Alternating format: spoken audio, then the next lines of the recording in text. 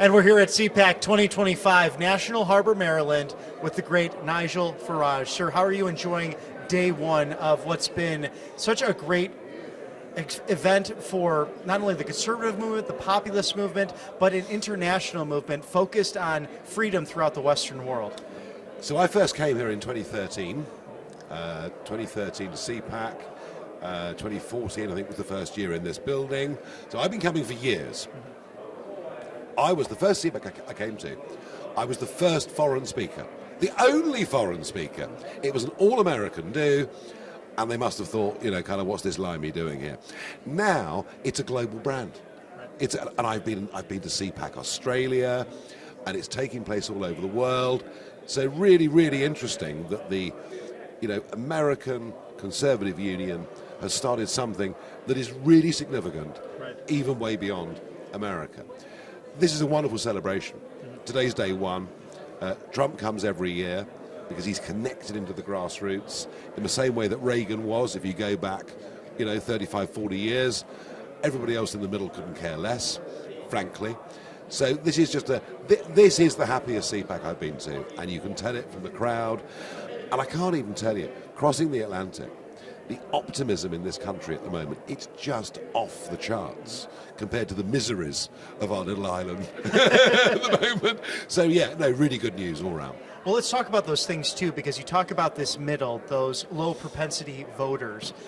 How do we get those out for, say, 2026? How do you help people to realize that liberty truly is on the line, that it's not solely a Republican versus Democrat argument, but we the people versus this globalist brand that really has tried to reshape Western civilization?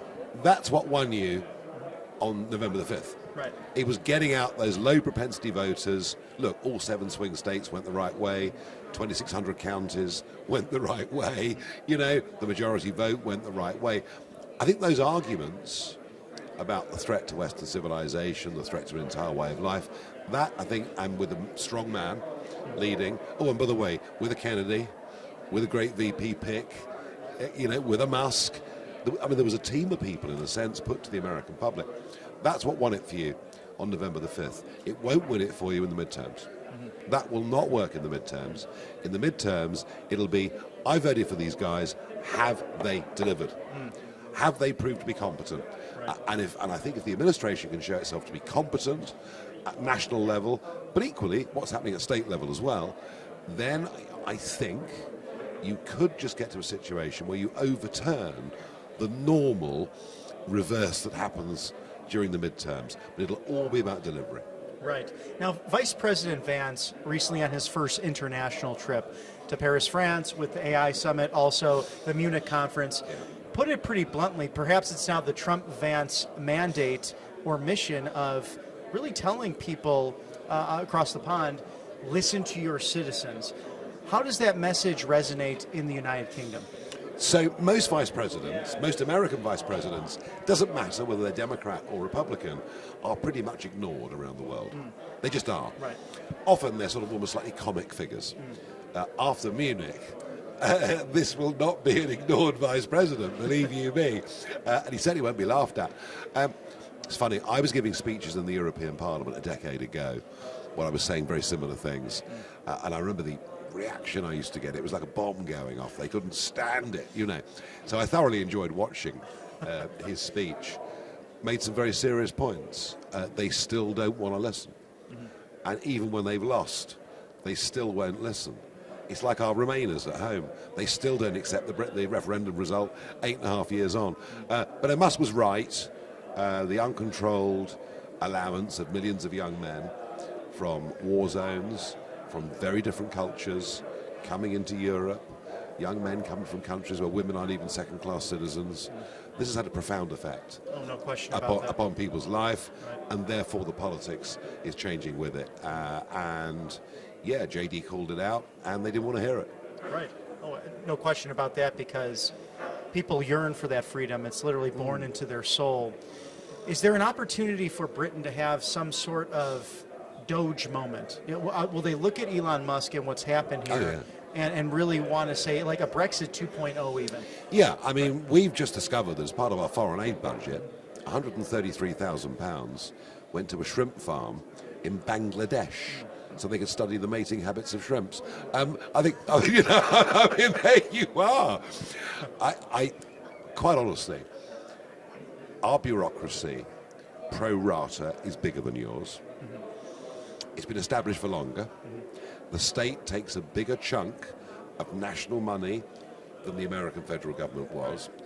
I think a Doge in our country, I mean, I can't even imagine the waste that we would uncover. So yeah, I'm praying that Musk uses his great brain to succeed. It'll be a blueprint for what we need to do. Absolutely. Perhaps Mr. Musk could help spur that up in a couple of years. Well, once he's cleaned up America, right. Elon, you're welcome, please. Be a wonderful thing. Now, how about your future, sir? Is there any potential run for Prime Minister of the great United Kingdom? Well, it's happening. It's happening. I mean, look, just as you've got Democrats and Republicans, and really the only third-party attempt was, you know, and it was, 30 years ago, wasn't it? 30 years ago that an outsider got 17% in the presidential election. Since then, you've had two parties. Since 1918, Labour and Conservative have governed my country. Now my party, Reform, is leading in the polls. It almost, if you understand political history, it almost defies belief. But it's happening. Right. It's happening. And why? Well, the other two are so similar. We call them the Uniparty. They've all drifted so far off. And if now they pretend they don't support DEI or woke practices, well, hang on. You've been endorsing it all for the last 20 years. Right. You can't turn your back. Add to that the fact that I've been around forever. People know who I am. They know what I am. They may like me, they may not like me, but I've always been consistent. So I think something very historic and very big is happening. Fantastic. If we get that decision, will you be the first to announce on Right Side Broadcasting?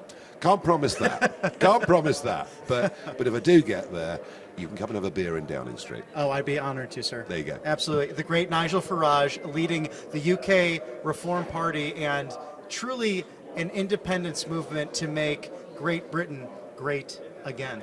So thank you, sir. Thank you for your time. Thank you. Enjoy your time in the States. Absolutely.